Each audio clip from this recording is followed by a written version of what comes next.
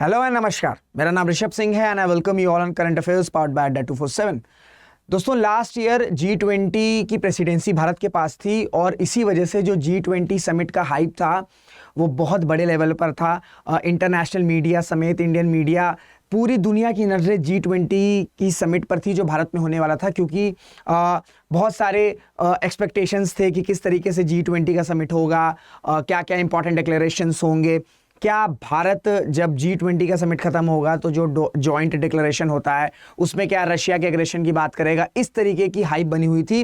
लेकिन इस साल G20 का समिट हुआ, ब्राज़ील में हो रहा है, लेकिन उसकी एज सच हाइप नहीं है। हालांकि important leaders western medias cover कर रहे हैं, बस उस लेवल की हाइप नहीं थी जो लास्ट ईयर थी। इसी तरीके से पिछले साल और भी जो G20 समिट्स हुए हैं उनकी हाइप भी नॉर्मल हुआ करती थी। तो इससे आप समझ सकते हैं कि भारत किस तरीके से इंटरनेशनल लेवल पर राइज कर रहा है, क्योंकि G20 की समिट जो लास्ट ईयर हुई भारत में उसका हाइप ही इसी वजह से था क्योंकि भारत उसको होस्ट कर रहा था। खैर, G20 समिट 2024 ऑलमोस्ट हो चुका है और ब्राज़ील में ये समिट हुआ और डिफरेंट वर्ल्ड लीडर्स जो इंपॉर्टेंट 20 कंट्रीज़ हैं उनके लीडर्स मिले, आपस में डिस्कशंस हुआ। जो प्राइम मिनिस्टर नरेंद्र मोदी हैं उन्होंने भी G20 समिट अटेंड किया।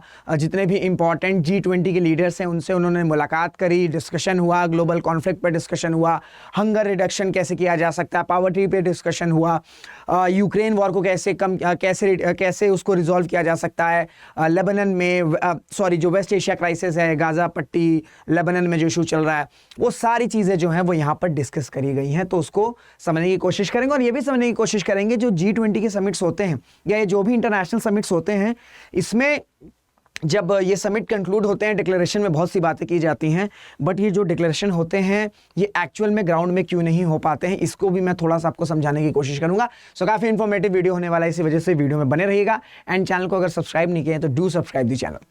तो कॉन्टेक्स्ट ये है कि सभी लीडर्स मिले G20 में, डिफरेंट मुद्दों पर डिस्कशन हुआ, क्योंकि इस वक्त एज अ ग्लोबल ऑर्डर जो है उसके सामने बहुत सारे चैलेंजेस हैं। ग्लोबल कॉन्फ्लिक्ट चल रहे हैं, हम चाहे यूरोप की बात कर लें, हम चाहे वेस्ट एशिया की बात कर लें, नॉर्थ कोरिया साउथ कोरिया में भी टेंशन्स बढ़ रहा है। तो कुछ एक्सपर्ट्स का मानना है कि शायद कहीं तीसरा फ्रंट ना स्टार्ट हो जाए। प्लस इतने सारे ग्लोबल कॉन्फ्लिक्ट चल रहे हैं तो इसका इम्पैक्ट जो है वो ह्यूमैनिटेरियन सिविलियन जनता पर भी पड़ रहा है। पावर्टी जो पावर्टी है वो एक बड़ा चैलेंज बना हुआ है ह्यूमैनिटी के लिए। मेडिकल इश्यूज़ है, हेल्थ इश्यूज़ हैं, क्लाइमेट चेंज का मुद्दा है, ट्रेड का मुद्दा है, कोऑपरेशन का मुद्दा है, क्लाइमेट चेंज को टैकल करने के लिए जो फंड्स हैं, जो क्लाइमेट फाइनेंस हैं, उसको किस तरीके से रिजॉल्व किया जाए, इसका मुद्दा, ये बड़ा इंपॉर्टेंट मुद्दा है। और ये सारी चीज़ें डिस्कस करी गई, चाहे हम क्लाइमेट चेंज की बात कर लें, चाहे हम गाज़ा यूक्रेन में जो क्राइसिस चल रहा है उसकी बात कर ले, पावर्टी रिडक्शन किस तरीके से हो सकता है, टैक्स पॉलिसी को किस तरीके से रिफॉर्म किया जा सकता है, जो भी इंपॉर्टेंट इश्यूज इस वक्त चल रहे हैं इस पर डिस्कशन हुआ और ज्वाइंट डिक्लेरेशन हुआ भी। तो जो इंपॉर्टेंट की टेक अवेज है वो आपको मैं बताना चाहूंगा कि कौन से, वैसे तो बहुत से टेक अवेज हैं, लेकिन जो 5 इंपॉर्टेंट जो टेक अवेज हैं जो आपको जानने जरूरी है वो मैं आपको बताने की कोशिश करूंगा। साथ ही साथ क्योंकि देखिए G20 इंपॉर्टेंट 20 कंट्रीज होती हैं तो हर लीडर जो है अपनी से रखता है, अपनी बात कहता है। तो चाइना के जो प्रेसिडेंट है शी जिनपिंग, इन्होंने बहुत से इकोनॉमिक मेजर्स की बात करी। उन्होंने कहा कि जो ग्लोबल साउथ कंट्रीज़ हैं उनके सामने बहुत से चैलेंजेस हैं, चाहे हम क्लाइमेट चेंज की बात कर लें, चाहे हम पावर्टी की बात कर लें, चाहे हम हंगर की बात कर लें, चाहे हम बेसिक नेसेसिटीज़ की बात कर लें, B it education, B it health. तो ये सारी चीज़ें ग्लोबल साउथ कंट्रीज़ तक पहुंचाई जा सके, इस वजह से जो शी जिनपिंग हैं इन्होंने बहुत से मेजर्स जो हैं वो G20 समिट में बताया। प्लस इनका जो स्टे है ये ब्राज़ील में रहने वाले हैं, क्योंकि ये एक लार्जर पिक्चर को देख रहे हैं और ये चाह रहे हैं कि चाइना और ब्राज़ील का एक कोऑपरेशन हो सके, सो दैट जो साउथ अमेरिकन रीजन है उसमें भी चाइना अपना इन्फ्लुएंस बना सके। एंड जो बेल्ट एंड रोड इनिशिएटिव है उसमें ये चाह रहे हैं चाइनीज़ अथॉरिटीज़ या शी जिनपिंग की सोच ये है कि अगर ब्राज़ील आ जाएगा तो ये जो बेल्ट एंड रोड इनिशिएटिव है ये इसको बहुत ज़्यादा बूस्ट मिल सकती है when it comes to South America. But फिलहाल ब्राज़ील ने रिजेक्ट किया है, डिक्लाइन किया है कि वो ज्वाइन नहीं करेगा बेल्ट एंड रोड इनिशिएटिव में। बट ये जो विजिट होने वाला है G20 के बाद जो विजिट रहेगा, इसमें बड़ी हाई एक्सपेक्टेशन है चाइना को कि अगर बेल्ट एंड रोड इनिशिएटिव नहीं भी हो रहा है तो चाइना और ब्राज़ील का एक बहुत ही अच्छा कोऑपरेशन हो सकता है मल्टीपोलर वर्ल्ड के लिए। तो ये इस पे जो भी रिलेटेड न्यूज़ आएगी आपको चैनल पर मिल जाएगी। अब हम इंपॉर्टेंट की टेक अवेज की बात करते हैं। क्लाइमेट चेंज पर एक मैंने डिटेल वीडियो बनाया था कि जो भी क्लाइमेट समिट चल रहा है COP29 जो चल रहा है अजरबैजान में, वहां पर दिक्कत चल रही है क्लाइमेट फाइनेंस को लेकर कि जो $100 बिलियन है, ठीक है, जो $100 बिलियन का फंड रखा गया है कि ये जो अमाउंट है ये डेवलपिंग कंट्रीज को देंगे, इस पर जो है मामला फंस चुका है COP29 पे। बोला ये जा रहा है डेवलपिंग कंट्रीज के द्वारा कि भैया ये $100 बिलियन को बढ़ाकर एटलीस्ट $2 ट्रिलियन कर दो, एटलीस्ट $2 ट्रिलियन कर दो पर ईयर, बट इस पे डेवलप कंट्रीज नहीं मान रहे हैं।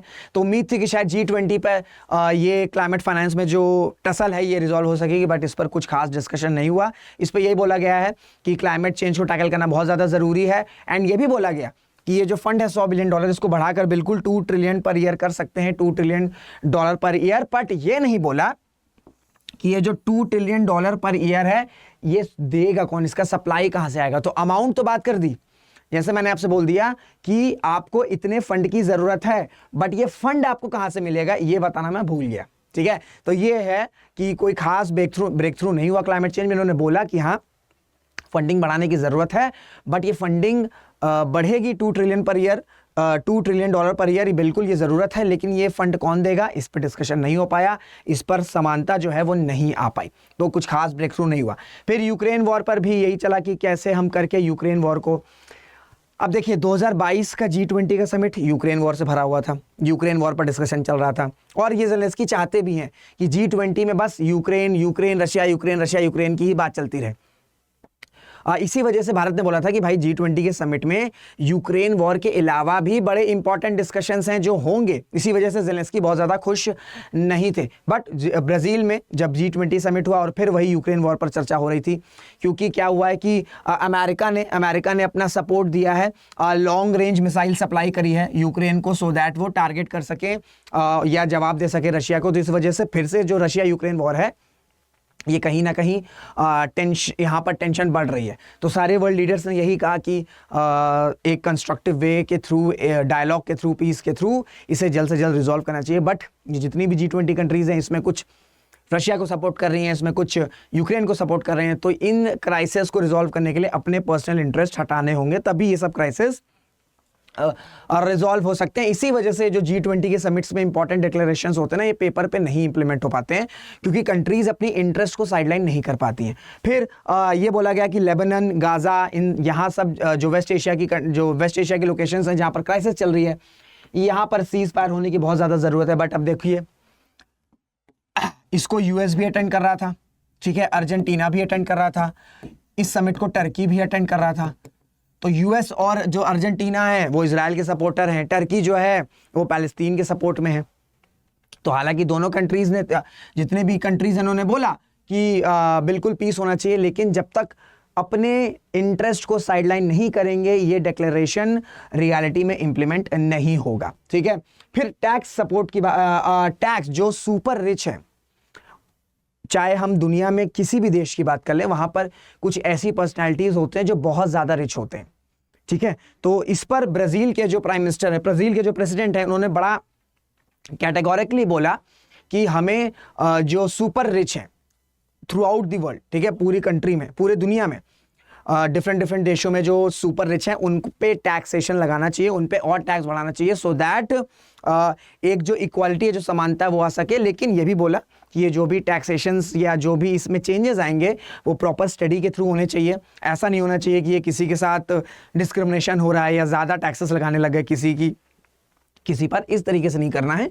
प्रॉपर टैक्सेशन प्रिंसिपल्स के थ्रू किस तरीके से जो सुपर रिच है, ठीक है, इसलिए टर्म भी देखो सुपर रिच, ऐसा नहीं कि सिर्फ रिच, सुपर रिच, ठीक है। तो जो सुपर रिच हैं उन पे किस तरीके से टैक्सेशन लगाए जा सकते हैं, और वो टैक्सेशन प्रॉपर स्टडी के साथ होंगे। इसी वजह से बड़े ही इंपॉर्टेंट इकोनॉमिस्ट को, जो ब्राजील के प्रेसिडेंट हैं, उन्होंने कमेटी को अपॉइंट किया है कि आप स्टडी करिए और बताइए किस तरीके से सुपर रिच पर हम टैक्सेशन लगा सकते हैं with proper taxing principles, trade principles. Clear हो गया।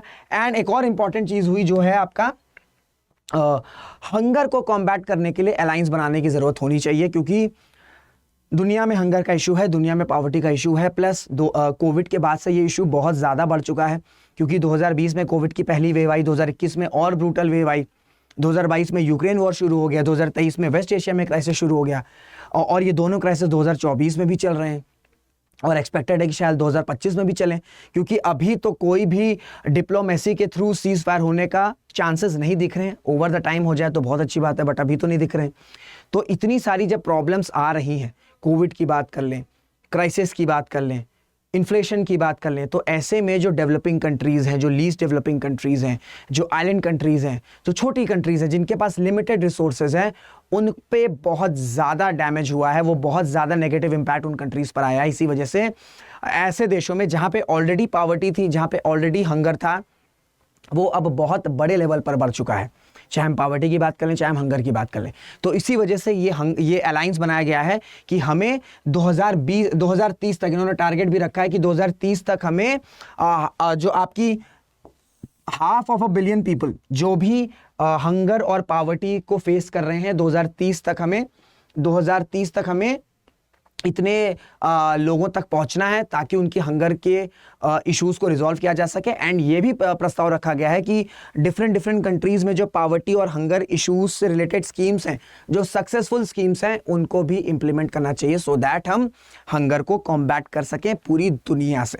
तो ये कुछ 5 की टेक अवेज रहे हैं, हालांकि और इस पर ऑलमोस्ट आपकी 82 नेशंस ने साइन भी कर दिया है। तो मोस्ट प्रोबेबली ये अलायंस बहुत जल्द आपको न्यूज़ में भी दिखेगा कि किस तरीके से चीज़ें बढ़ेंगी, इस पर हामी भरी जा चुकी है। तो ये 5 इंपॉर्टेंट की टेक अवेज हैं जो G20 के 2024 के समिट में हुए। तो बहुत ज़्यादा कोई की टेक अवेज नहीं है, लेकिन हाँ, जो इश्यूज चल रहे हैं, जो ग्लोबल इश्यूज चल रहे हैं, उन्हीं पर डिस्कशन हुआ। अब देखिए, मैंने आपसे कहा था कि G20 में आप देखते होंगे, या जो भी समिट होता है, be it G7, be it BRICS, be it G20, चाहे यूनाइटेड नेशन जनरल असेंबली का जो समिट होता है जहाँ पे एड्रेस किया जाता है, यहाँ पर डिक्लेरेशन तो बहुत बड़े बड़े होते हैं, ठीक है, यहाँ पर डिक्लेरेशंस तो बहुत बड़े बड़े होते हैं, बट इम्प्लीमेंटेशन नहीं हो पाते हैं, उस लेवल पर नहीं हो पाते। एग्जाम्पल के तौर पर लास्ट ईयर जब भारत के पास G20 की प्रेसिडेंसी थी, तो India middle east Europe economic corridor, ठीक है, ये आपका लॉन्च हुआ। India middle east Europe economic corridor, ये आपका रिलीज हुआ, ये आपका इनॉग्रेट हुआ कि इसके थ्रू कनेक्टिविटी बढ़ाई जाएगी भारत, मिडिल ईस्ट और यूरोप के बीच में। बट क्या हुआ, जैसे ये चीज़ पर काम करना शुरू हुआ, वेस्ट एशिया में क्राइसिस शुरू हो गया, हमास ने अटैक कर दिया इजराइल पर, उसके बाद क्राइसिस शुरू हो गया, तो ये खाली बस्ते में चला गया। तो डिक्लेरेशन और इम्प्लीमेंटेशन का सफ़र इसलिए नहीं हो पाता है क्योंकि जो कंट्रीज़ हैं, स्पेशली जो आपकी सुपर पावर कंट्रीज़ हैं, चाहे हम यूएसए की बात कर लें, चाहे हम यूरोप की जो इंपॉर्टेंट कंट्रीज़ हैं उनकी बात कर लें, ठीक है, हम चाइना की बात कर लें, हम रशिया की बात कर लें, ठीक है, हम इजराइल की बात कर लें, इनके अपने इंटरेस्ट रहते हैं। तो जो डिक्लेरेशन इनके इंटरेस्ट को फुलफिल करता है, उस पर काम चलता है। अब ये भी होता है कि कोई कंट्री का इंटरेस्ट फुलफिल हो रहा है, दूसरी कंट्री का शायद फुलफिल नहीं हो रहा है। India middle east Europe economic corridor अगर ये सक्सेसफुली इंप्लीमेंट हो जाता, तो जो पैलेस्टीनियन इशू है वो शायद थोड़ा सा बैकस्टेप आ जाता, क्योंकि इसमें बड़ी इंपॉर्टेंट कोलैबोरेशन की जरूरत थी इजराइल, सऊदी और यूएई के बीच में। तो अगर ये तीनों के देश के बीच में रिलेशंस अच्छे हो जाते तो शायद पैलेस्टीनियन मूवमेंट बैकस्टेप पर चला जाता। ये चीज़ ईरान और उनके जो मिलिटेंट्स हैं जो वो पसंद नहीं आएगा। तो इसके थ्रू ये बोला जाता है एक्सपर्ट्स के द्वारा कि शायद हमास ने इस वजह से अटैक किया 7 अक्टूबर को, ताकि India middle east Europe economic corridor functional ना हो सके। तो इसी तरीके से हर कंट्री के डिफरेंट इंटरेस्ट होते हैं। किसी 2 कंट्रीज़ या ज़्यादा कंट्रीज़ के इंटरेस्ट सेम होगा, जैसे हंगर है, हंगर के अलायंस पर कोई भी दिक्कत नहीं आएगी क्योंकि इसमें किसी कंट्री का कुछ एज सच लॉस या प्रॉफिट नहीं है, ओवरऑल ह्यूमैनिटी को ही फायदा करेगा। बट ऐसा कुछ इनिशिएटिव हुआ जहां पर शायद एक कंट्री फायदा हो सकती, 2 कंट्री को फायदा हो सकता है, तीसरी या चौथी कंट्री को फायदा नहीं होगा। तो तीसरी और जो चौथी कंट्री वो चाहेगी कि ये डिक्लेरेशन ना हो सके, सक्सेसफुली इंप्लीमेंटेशन ना हो सके। तो सबसे इंपॉर्टेंट रीजंस जो होता है कि इस तरीके के इंपॉर्टेंट समिट्स में डिक्लेरेशन तो बहुत बड़े लेवल पर होते हैं, पर इंप्लीमेंटेशन पहुंचते पहुंचते वो दूसरा समिट या तीसरा समिट आ जाता, नए डिक्लेरेशंस आ जाते हैं, पुराने डिक्लेरेशंस पर कुछ हो ही नहीं पाता है। उसका सबसे इंपॉर्टेंट रीजंस है कि कंट्रीज अपने पर्सनल इंटरेस्ट को पीछे रख ही नहीं पाती हैं। स्पेशली सुपर पावर्स, चाहे जो मैंने आपको नाम बताया, चाहे यूएस हो, चाहे चाइना हो, चाहे रशिया हो, चाहे ईरान हो, चाहे इजराइल हो। इस वजह से जो ग्लोबल साउथ कंट्रीज़ हैं, जो लीस्ट डेवलपिंग कंट्रीज़ हैं, वो बहुत ज़्यादा सफ़र करती हैं। तो I hope over the time ये जो सुपर पावर हैं या जो डेवलप कंट्रीज़ हैं अपने इंटरेस्ट को बैक एंड पर रखें, थोड़ा सा बैक स्टेप रखें एंड ग्लोबल ऑर्डर और ह्यूमैनिटी पे अगर काम करें तो शायद ये सारे डिक्लेरेशंस इंप्लीमेंटेशन तक पहुंच सकेंगे। जाते जाते कमेंट्स मुझे ये बताइएगा कि जो अगला G20 का समिट होने वाला है, that is in the year 2025, वो किस देश में होने वाला है। एंड माफ़ी चाहूँगा कि जो मेरी आवाज़ थोड़ी सी बैठी हुई है, इस वजह से आपको कुछ प्रॉब्लम आ सकती, बट मैंने कोशिश करी कि आपको आसान भाषा में समझा सकूँ। तो इसी के साथ वीडियो को एंड करते हैं, मुलाकात करेंगे आपसे अगले वीडियो में। हाँ, अगर वीडियो अच्छी लगी तो इसे लाइक, शेयर, कमेंट और सब्सक्राइब जरूर करेगा सो दैट इस चैनल की रीच बढ़ सके। तो इसी के साथ वीडियो को एंड करते हैं, मुलाकात करेंगे अगले वीडियो में। जय हिंद, जय भारत।